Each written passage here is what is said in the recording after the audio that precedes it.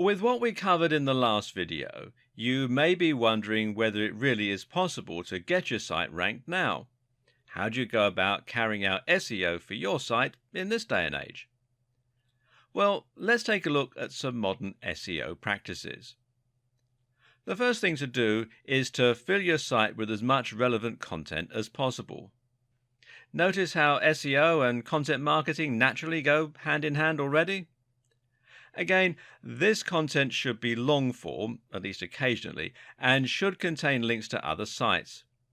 Again, the same things that make your content high quality for your readers are the things that Google wants to see.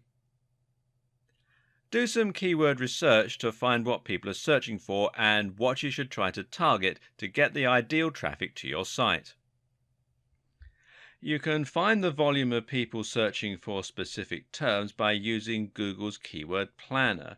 Come here to adwords.google.com/keyword planner and then sign in using your Google ID. It's all very straightforward.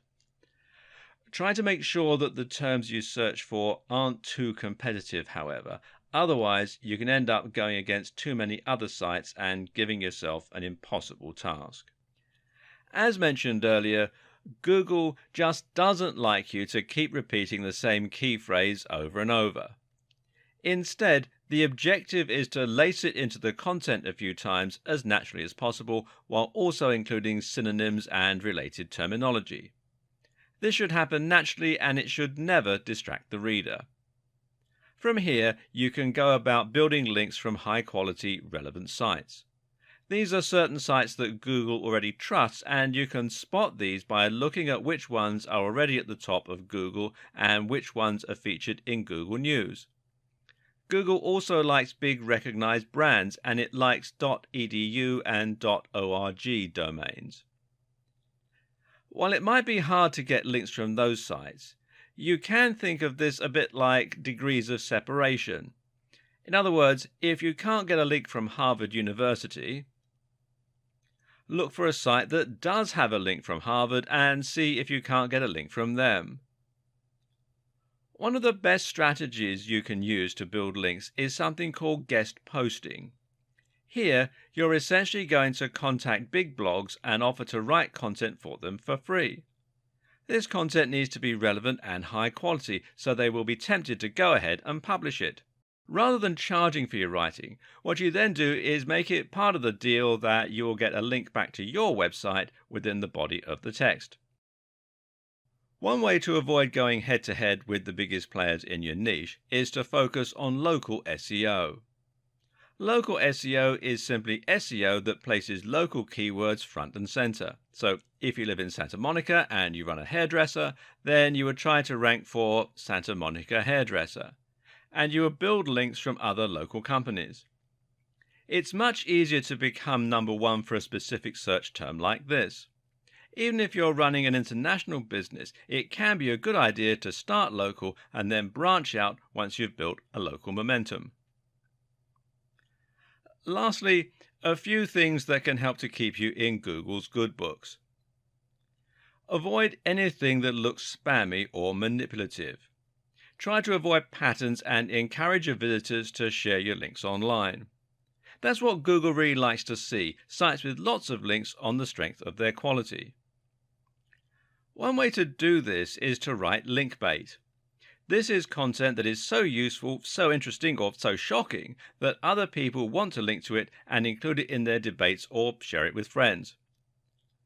When creating your links, avoid trying to use only your keywords in the anchor text. Sometimes the best anchor is just click here or this article. Again, it looks more organic and natural and means Google won't think that you're paying for your links. Now, don't try and trick Google. Just create high quality content for your readers while keeping Google's algorithms in the back of your mind. This video series has thrown a lot of information at you all at once, and there's still more to learn. Unfortunately, that's the nature of the beast. Internet marketing is a huge subject, and you will never have learned everything. Moreover, it's also a subject that is continually changing and evolving, so you'll never know absolutely everything that there is to know. But what this series has hopefully done is to A, give you a solid foundation of knowledge to get started, and B, help you to make some smart decisions and avoid some of the biggest mistakes that new marketers make. The biggest lesson I want you to take home from all this is that you should work smart, not hard. Now, that doesn't mean that you're going to be putting out a load of dross, though. Far from it. The key to getting easy wins is to create things people actually want to see and want to share. Content Google wants its users to find, and content will build trust and authority with your followers. This means writing about subjects you're passionate about, and it means bringing something genuinely different and unique to the table, and it means creating a stunning website with glorious images and a strong brand. Good SEO and good marketing means telling amazing stories and creating amazing content. And I wish you every success. Now it's time to look at one of the biggest pillars of internet marketing of all, SEO. SEO is search engine optimization, and this basically means that you're trying to get your website to show up in the search results. Of course, you're not going to be able to show up high in every search result, so this is where keywords and targeting come in. A keyword is essentially a word or phrase that people are going to search in order to find your site. When people go shopping online, they'll almost always start with Google. And when they start with Google, they will begin by searching for the thing that they want. Very often, this will mean that they search for something like buy hats online. If you can target that precise phrase so that your page is the top result, you will not only be able to reach the right demographic, but you'll be able to target them at the precise moment they're actually planning on buying something. The same thing happens when someone looks for information. They might search for how to lose weight after Christmas, or they might search for fitness articles. Again, you can bring more people to your site and that way hopefully create more loyal followers simply by making sure your pages come up as top results for those terms. So SEO has the huge advantage of being highly targeted and allowing you to reach anyone rather than just people who are your followers or who are part of the same network as your followers. The only problem is that SEO is also arguably more complicated than the other forms of marketing we've looked at so far. It's never guaranteed. That is to say, you can spend years doing SEO or pay the very biggest SEO service in the world and still not see any improvements. Let's take a look at why that is and how to give yourself the best chance of success. In order to get to the top of Google, the aim is to try and understand how Google works, how Google decides which sites are worthwhile, and how you can manipulate those factors in order to move your site to the top. Google works using spiders or robots. These are small programs that search the web by following from one link to the next. Each time they find a new website, they add it to a giant index and will assess the subject matter and the quality of the site by looking at who is linking to the page, how the page is laid out, and what the subject of the content appears to be. If we knew precisely how Google's algorithm worked, then we could get to the top of the search results with guaranteed certainty. As we don't know this, though, all we can do is make educated guesses and hope that these get us to the top of Google. When Google first became the dominant search engine, the algorithm was fairly straightforward and was generally quite well understood by marketers.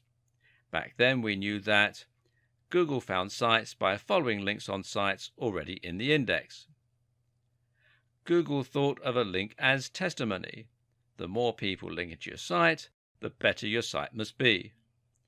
Google attempted to match search terms with the content on your pages. If you repeated the same phrase often enough, you stood a better chance of ranking for that term. Back then, it was easy enough to manipulate Google into doing your bidding. All you had to do was to create a website with lots and lots of content, repeat the same keywords over and over again, and get lots of other sites to link to you. It was literally a matter of whoever worked the fastest could get to the top of Google the quickest. Unfortunately, though, this also led to some very bad practices. People would stuff keywords into their text, repeating the same few phrases over and over again. People would pay for links. People would steal content and spin it, swap words for synonyms, and generally Google's results started to become dominated by spam. So Google clamped down and introduced some smarter rules and algorithms. These updates to its system were known as Penguin and Panda and really shook up the internet marketing community. Now Google is much smarter when it comes to looking for content and now values quality over quantity to a large degree. A few examples of the changes. First off, Google will now penalize websites for keyword stuffing. A density of 1 to 2% is generally recommended. Google now prefers long-form content and will reward it. Google will penalize sites that associate with spam sites. Low-quality links are worthless. Links from established authorities mean much more. A single link from Harvard is worth 1 million links from spam sites. Google now understands synonyms and related terms and will look for you to have written around a subject. Google penalizes links that are from sites that aren't related to yours. Google clamps down hard on paid links. Google clamps down hard on stolen or reworked content. Google can now monitor how long people spend on a website or page.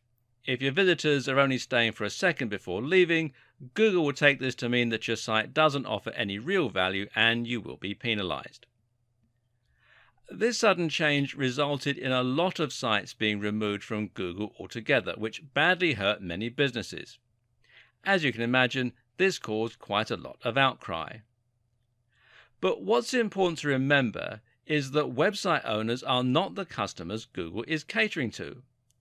Google is catering to users who want to use Google in order to find high-quality content. Thus, Google's main and only objective is to ensure that the content it shares is relevant and interesting to the people searching for it. So, what's the best way to handle good SEO? Simple. Make sure you are providing great, relevant content. When you do this, you are aligning yourself with Google's goals. Therefore, every change Google makes will ultimately help more people to find your site. Meanwhile, the sites that try to spam Google or trick it will only be damaged each time that Google has an update. So, with all that said, how do you go about carrying out SEO for your site in this day and age? We'll cover that in part 2.